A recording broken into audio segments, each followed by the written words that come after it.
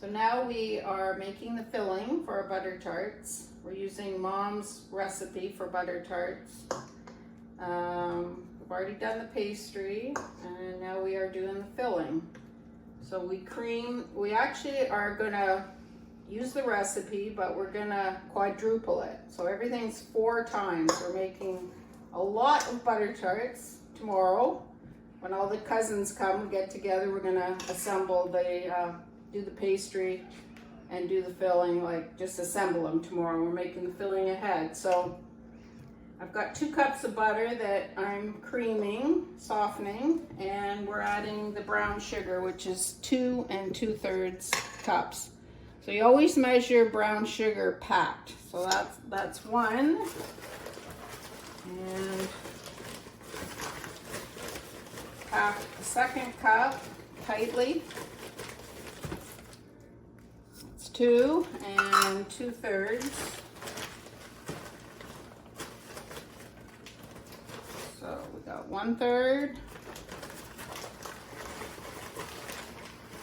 You can just ignore the measurements and just follow along if you're only making a single batch. Yeah, this is 4 times. So we've got 2 2/3. And so we cream it. And the secret here is not to use a mixer, because when you use a mixer, you create a lot of air in your filling, and the butter tarts turn out super runny. So when you bite into them, they all like really drip out. They're just too runny. So really the secret to get more stable butter tarts is to do it all by hand. And then with this recipe, some people just put raisins, but we are gonna put pecans and raisins. But we do them individually. Once we put our pastry into our tart shells, or our tart pans, I guess. Muffin tins or whatever. Yeah, we're going to put the nuts and the raisins in each one, and then we just pour this on. We fill them 2/3 full, each one. Not too full because they bubble over, but that's what we're gonna do. So we're not gonna add any nuts or raisins to this. We're just getting this ready, and we're gonna put it in the fridge, and tomorrow we'll put everything together when all the cousins arrive. And it's gonna get loud and obnoxious, just fair warning. We'll see. Guaranteed. Okay. It's a little bit harder to cream it all together by hand when you're using 4 times the recipe, but we're not sure how many tarts this is going to make, so we'll find that out tomorrow too.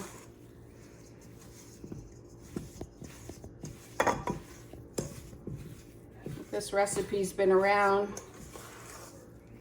for over 100 years. It was Grandma Morand's, and it could have been her mom's before that, so. Whew, my arm. It's a workout.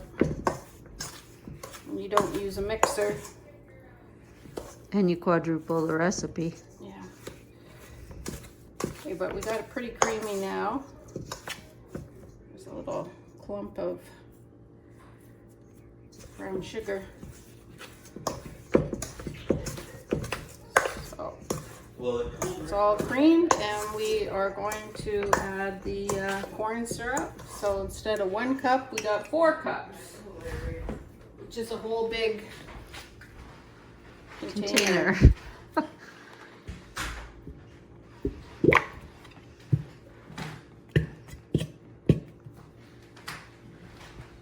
Good Lord, you might as well book your dentist now. Yeah.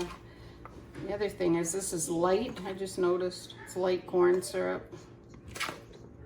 Usually it's dark. In Canada, I think it's called golden corn syrup. It's a little darker, but Yeah. We're doing this American style. this is American style, so this is what we found at Myers. They didn't have the golden, but we'll see if it makes a difference. Just gonna mix that in a little bit before the eggs. After I mix the 4 cups of corn syrup, I'm gonna add 8 slightly beaten eggs. Again, it's 4 times the usual amount.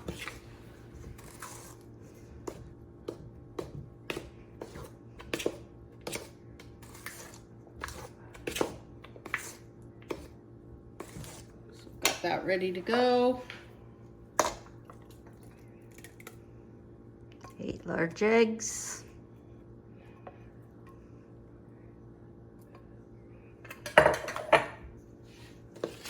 And also 2 teaspoons of salt, which is here. And 4 teaspoons of vanilla.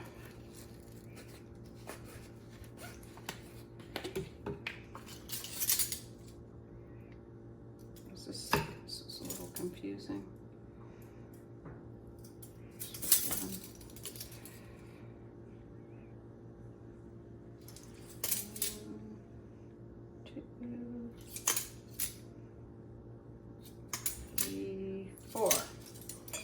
Usually you don't do it right over the bowl, but Karen's very experienced. Yeah, I didn't think of that.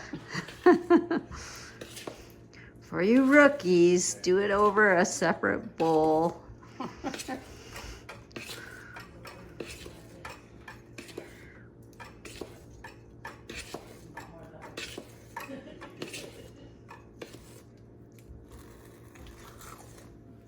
about it. Until I'll just keep mixing until it's really combined well. So. And that's it. That's the secret sauce. That's it. We'll put it in the fridge, and in the morning we'll put it all together. The fun assembly will begin. Yep.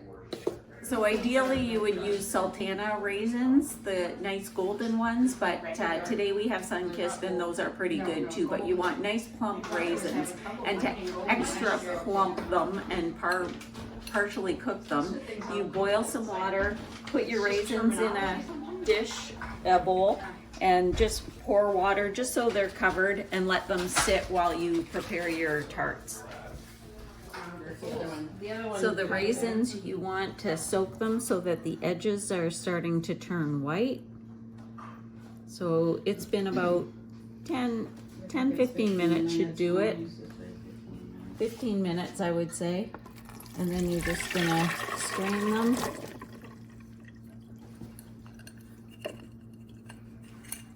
And then just take a paper towel and dry them off a bit so that they're dry when you put them in your tarts. You don't want soggy raisins.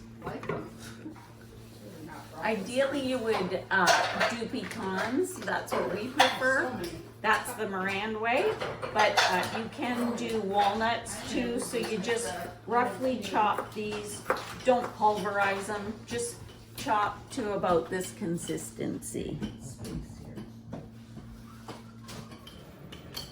So anyways, I'm just thinking of my mom because she said, roll from the middle out. But I don't. Now all the I aunts, do. though, Ethel and all those guys, did they all follow your mom's rules? Yeah, I think do. so. Well, number one is they always use a pastry cloth. I can see it like it's feels. did. Okay, that I don't. But they didn't have granite countertops. So granite countertops, you don't really need the pastry cloth. But it is a little stickier than. How thin do you roll it out?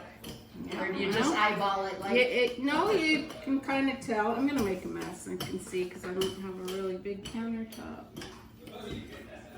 But yeah, it's pretty thin. Yeah, it's pretty thin, really. But it's kind of like pizza dough. Like sometimes it's a little sticky, and people say, "Oh, it's so hard to work with." But you just add a little more flour. But like Mom used to say, don't overwork your when you mix. So we have the recipe for the pastry.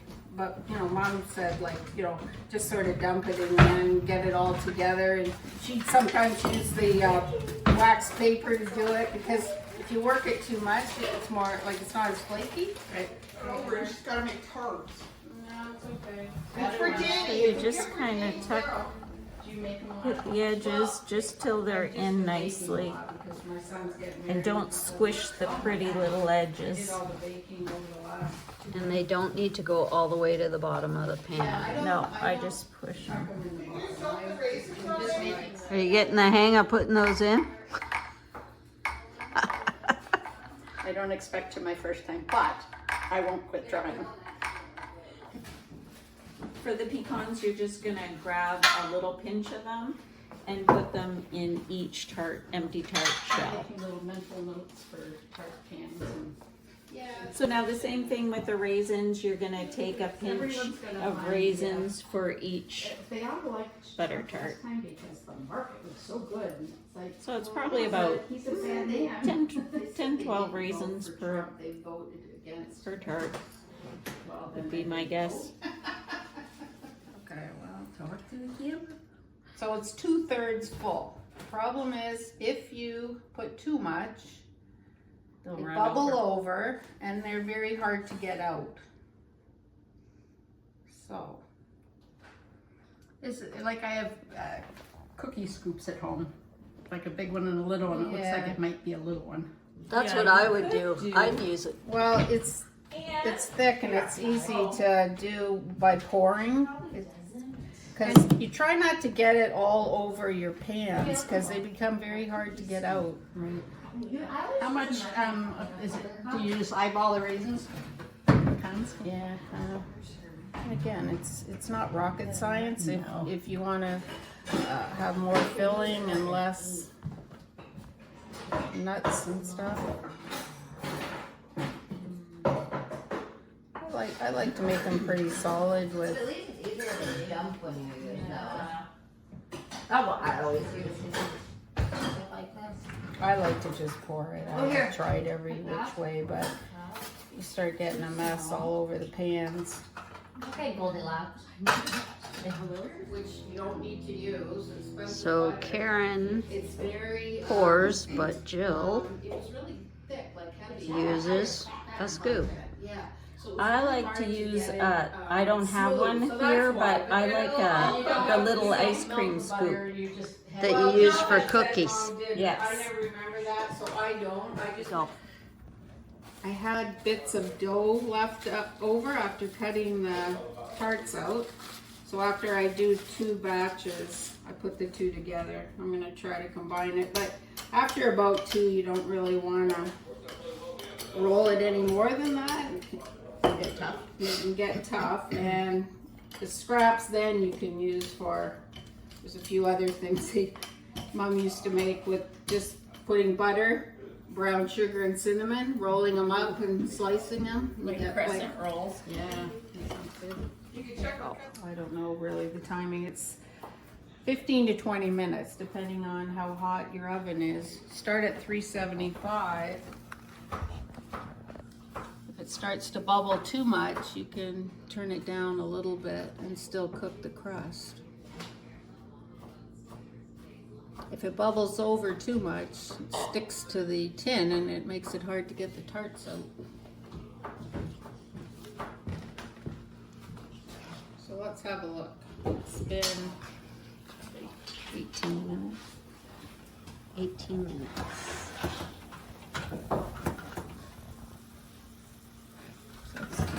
very close.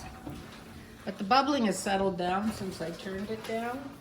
So we'll just cook the crust a little bit more. It'll end up being about 20 minutes, but turning it down the last 5.